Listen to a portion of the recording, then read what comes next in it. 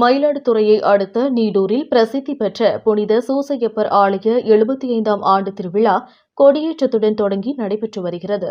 10 நாட்கள் விழாவில் மன்றாட்டு மாலை, நவநாள் ஜெபம், திருப்பலி உள்ளிட்ட பல்வேறு வழிபாட்டு நிகழ்வுகள் நடைபெற்றன.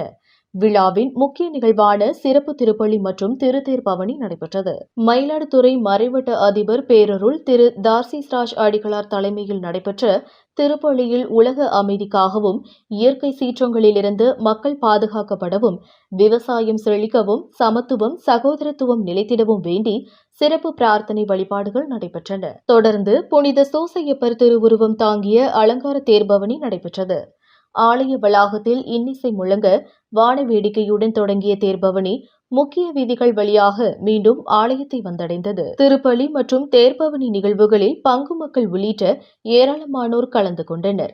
நிகழ்ச்சியில் உதவி பங்கு தந்தை மைக்கேல் டைசன், அப்பகுதியைச் சேர்ந்த இஸ்லாமிய பெருமக்கள் பங்கேற்றனர். இஸ்லாமியர்களுக்கு ஆலய பங்கு தந்தை மரியாதை செலுத்தினார். மயிலாடுதுறையிலிருந்து ரிப்போர்ட்டர் தாரிக் கனி.